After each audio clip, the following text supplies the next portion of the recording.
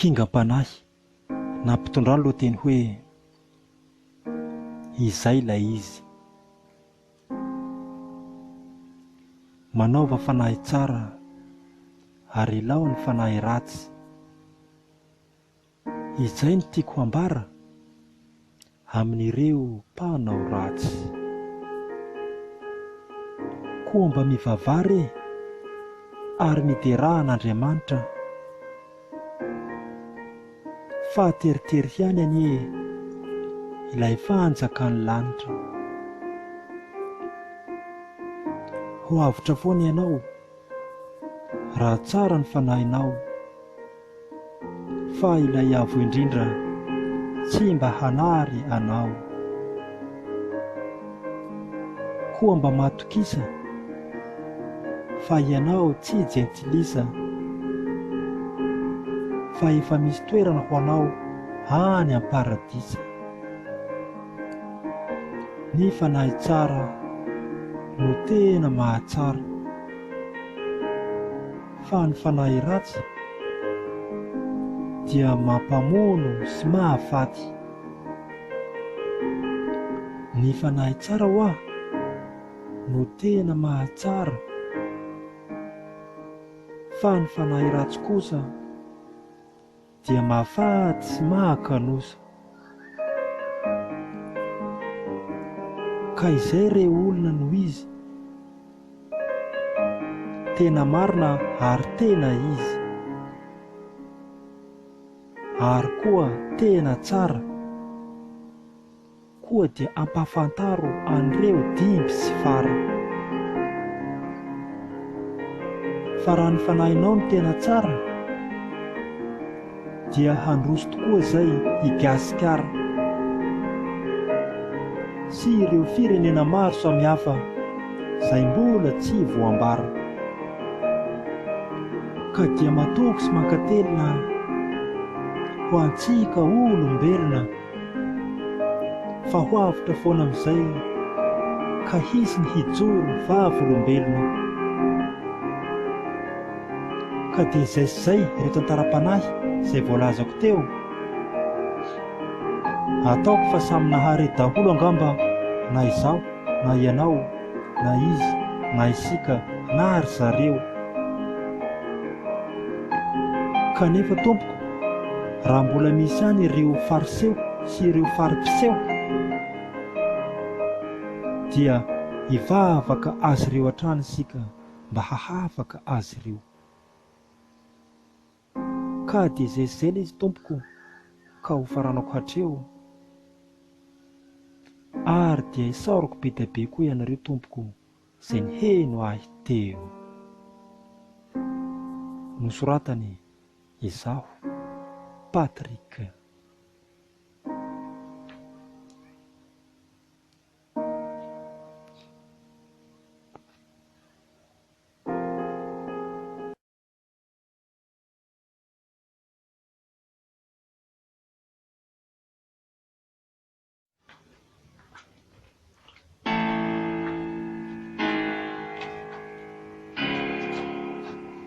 Kingam-panahy na mpitondrano loha teny hoe kingam-panahy blague.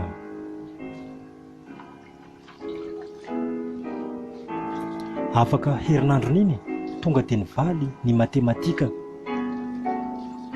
Tena hitako tena faly be mihitsy ny mpampanay, satria nahazo 60/60 ny activité géométrique. Ka tonga dia avy eo za tonga dia nalefa ny tany ampita, ary dia tena nahita zavatra tsy fahita. Ohatra toy n'izany ireo dépression tropicale, toy ny cyclonique. Ka dia avy eo koa tonga dia natsidiny dia nahay saltoflika. Ary koa tonga dia nifandona tamin'ny pression atmosphérique.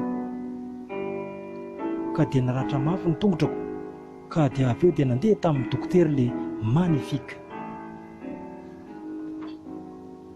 Dia avy eo za tonga dia nimeny le ripalidara, kanefa tena tsy haiko ny fomba finanana an'le dala. Ka dia nomboka teo koa tonga dia niana hana ohatran'nga rapiana hana. Tamin'izany verina avy tanapitindray tonga dia nivaly ny participe-passen'ny français. Ary tena hitako fa tena faly be mihitsy ny mamanay. Dia avy eo kosa tonga dia nampijereny film Tintin. Kanefa kozoko tamin'ny mama manao hoe ory mama, tsy tiako anie ilay film Tintin fa ho voay film Shaolin. Ka tonga dia nivany raha mama avy hatrany ilay izy. Kanjo tonga dia ilay bandy américain no nivoaka voalohany. Sady Léry no mijoué an'ilay rôle no sady mijoué an'ilay film. Hitako ilay bandy tsy mety maty kay mihinana fahaprime. Afaka pitsin'iny koa ilay dala tonga dia nanao akanjo loko jean.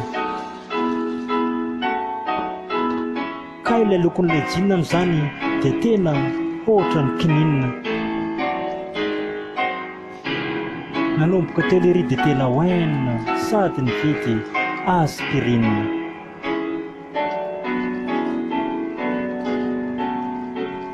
Nosoratany izaho Patrick.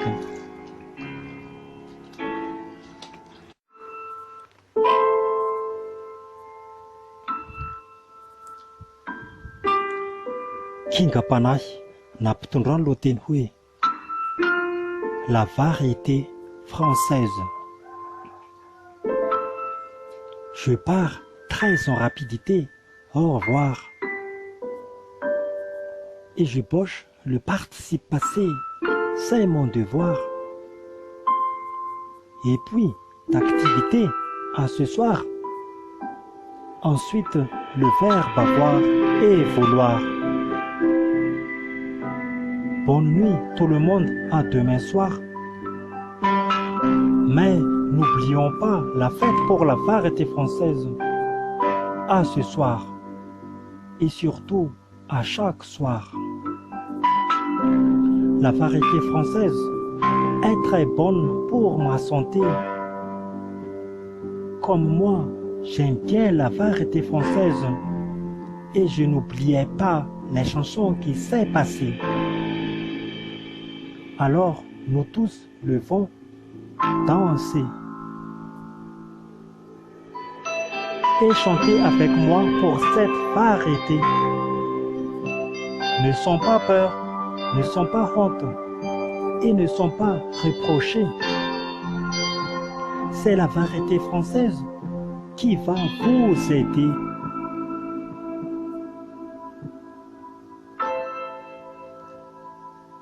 Donc,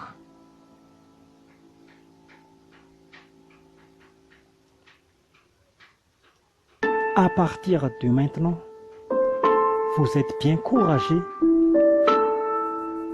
et toujours faire d'inspiration avec moi pour cette variété.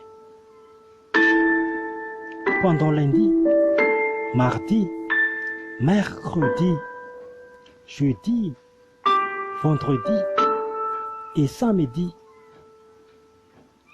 la fête n'aura pas fini jusqu'à l'arrivée du dimanche à midi.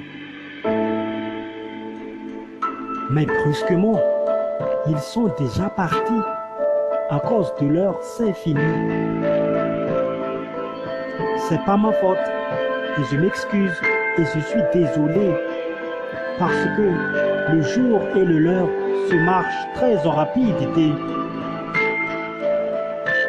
Donc, la variété française est tombée par le rythme final et commencé à vendredi, point final.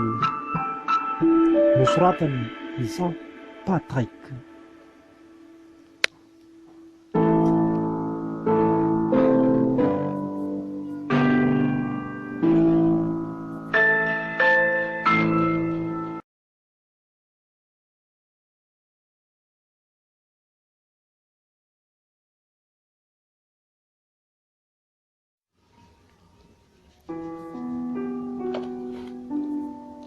Kingam-panahy nampitondrano lohateny hoe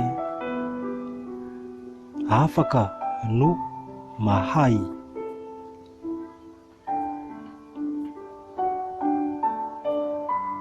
Ny alika no jamba ny taolana, fa ny olombelona kosa no jamba ny vola. Fa ny fika tsy mety tsy tokony saorana, fa raha ny mpanao risoriso kosa dia tena manamola. Na aiza fa io resaka drala io no tena hozatra. Koa raha misy aza ny fahadisoana dia voatery tsy maintsy votsotra.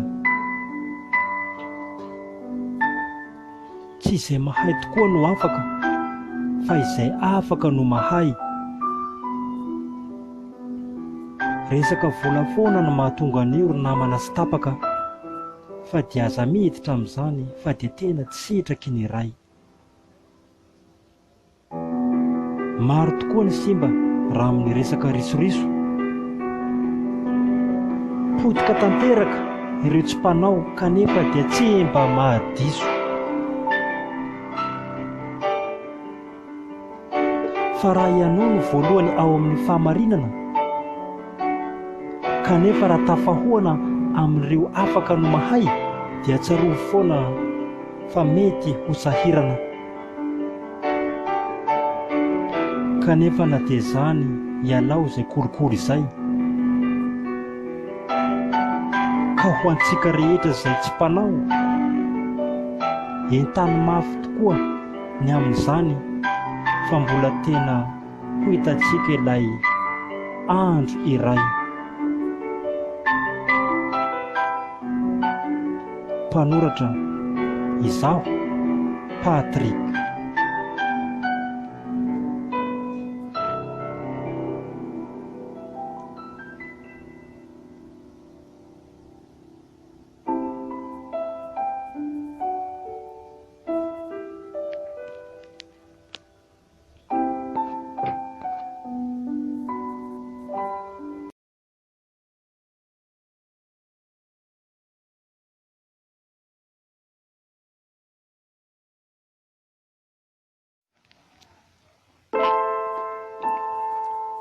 Kingam-panahy na mpitondrano lo teny hoe asa ratsy. Ny asa ratsy dia tena maro ary mbola misy hatrany, ary toa tsy mba mety foana mihitsy fa izay maty dia maty ihany. Izy io moa dia izay mahasaky no manao, ka ahitana amin'ireo farany izay lehibe izy ity, ary koa ireo mbola tsy ampy tao. Tsy mifidy kalitao intsony izao ny olona manao ratsy. Na mpanan-karena be io na antonona, eny fa na dia mahantra aza dia mety voatsantoka antsy.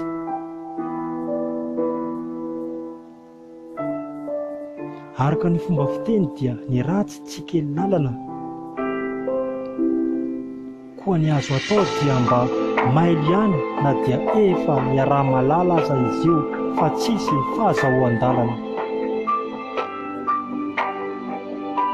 Ny fanaovana sy ny fanatanterana ny ratsy dia tsy manavaka ny sokajin'olona intsony, kanefa sao dia ho voafitaka isika, fa tsy hoe rehefa mahita mpifokarongony dia hoe tonga dia tazona. Rehefa ela ny ela dia eo am-pandrasana no tsy maintsy ahitana ny atiny. Fa ny atao rehetra koa dia tena tsy maintsy misy farany, ary dia tena milay fara tampony. Soratany izaho, Patrik.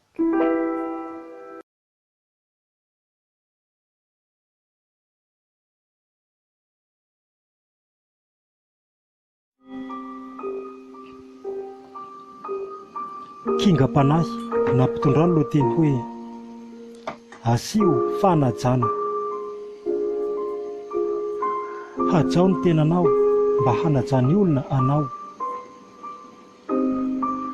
ary arakaraka ny fanajanao ny tenanao no tokony mba hanajanao ny hafa. Aza mba mihevitra fa tsy misy saina akory matoa tsy mamaly, fa mialohan'ny hamako azy dia efa fantatra ny fampiasanao fa misy endrika manambany. Rehefa mampiasa izay dia aza mba mijery karazan'olona, fa raha tsy mety aminao tsory izao fotsiny ilay olona, koa maninona raha mandeha mampiasa biby olona. Fomba fifehezana ara-dalàna no ataovy. Tadidio fa izay baikonao ka tsy mety ka hampanaovinao ahy dia efa fantatro mialohan'ny hampanaovanao ahy mba ho sanina bavy. Koa aoka amin'izay mba asiana fanajana. Fa tsy hoe rehefa tsy mitovy aminao ilay olona dia asiana style fanalekana.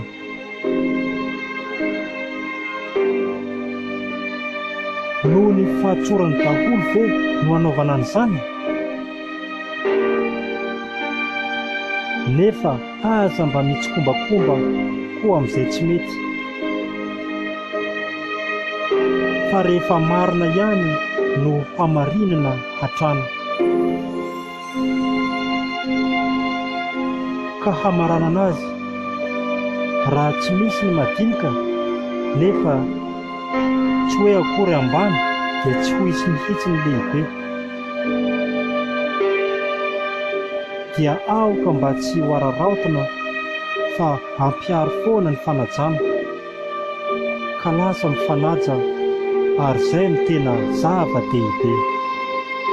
Mpanoratra izaho, Patrick.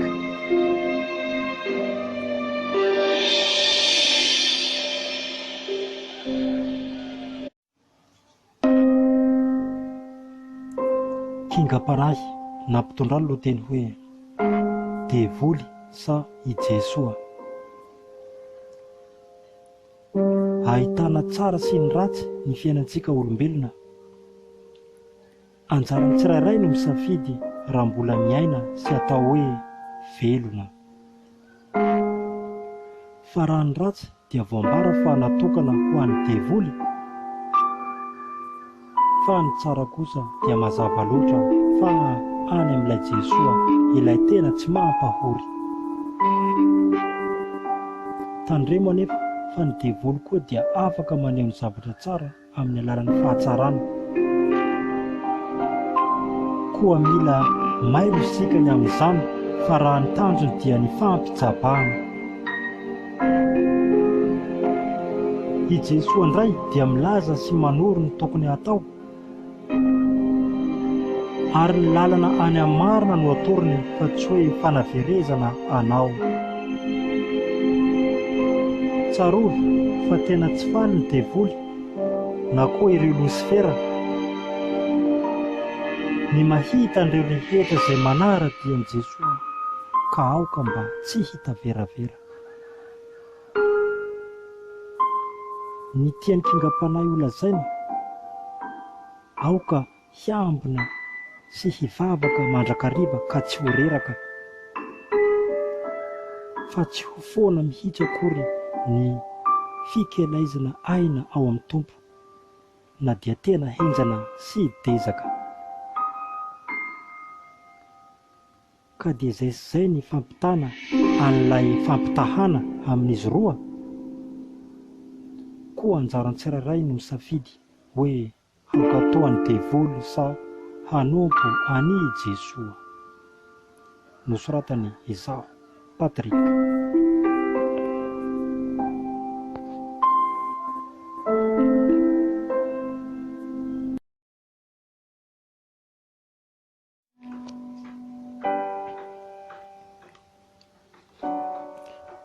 Kingam-panahy nampitondrany lohateny hoe fahafinaretana.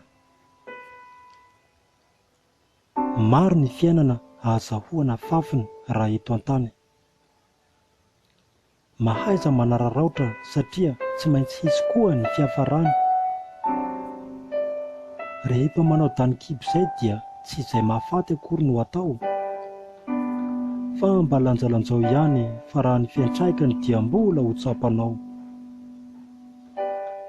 Ny fiainana hatrena rehetra dia mila atao amin'ilay antonona. ary mba mifalia foana ka mahazahoa ambiantsa fa aza kobonina. Mahafinaritra tokoa raha mbola miaina ka azahoana ny fahafinaretana. Koa faly ny tenako no milaza aminareo eto ary mbola tena hanentana. Misy karazany maro ny fahafinaretana ary tsy mba mety miofo. Fahafinaretana ara-tsaina, ara-batana, ara-panahy ary koa ara-nofo. Maro ny zavatra tena volazaina ary miaraka amin'ny pirofo. Ohatra izao ataoko izao dia fahafinaretana ara-tsaina sy fanahy. Ary aoka ho tadidy fa izaho dia tsy mba mitory, tsy misy pirofo. Ary ny pirofo rehetra dia ho hita foana ao anaty fandaharana kingam-panahy. Nosoratany izaho, Patrik.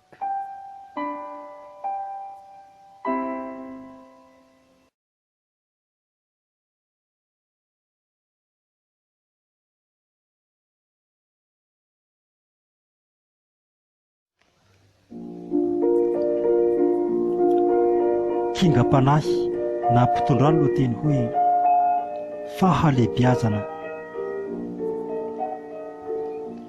Lehibe tokoa izaho ankehitriny. Misy tsaroako ihany ireo fiainako taloha sy fahiny. Tao anatin'izany dia nahitana ny mahafinaritra sy ny mandaginy. Nefa dia mandroso ihany ny fiainana ka tsy fanomezan-tsiny. Ny fiandohana dia ny fahakelezana, fa ny fiafarana dia ny fahalehibiazana. Manelan'izany anefa dia mety hisy ny sedra andalovana, satria dia ao anatin'ny fahatanorana tokoa no ahitana ny fiainana izay ilalovana.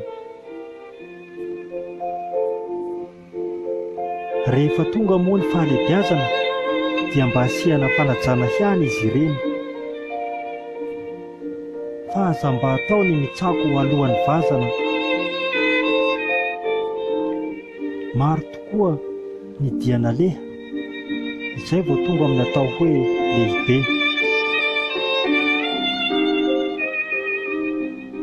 Lehibe amin'ny taona no resana eto, ohatra toy ny dadabe, fa tsy hoe akory lehibe na orinasa toy ny sosiete. Tena hita ary mihamafy ny fahamatorana amin'izy irery. Kanefa rehefa lehibe loatra dia misy koa ny atao hoe retourdage araka ilay fomba fiteny. Mpanoratra izaho, Patrik.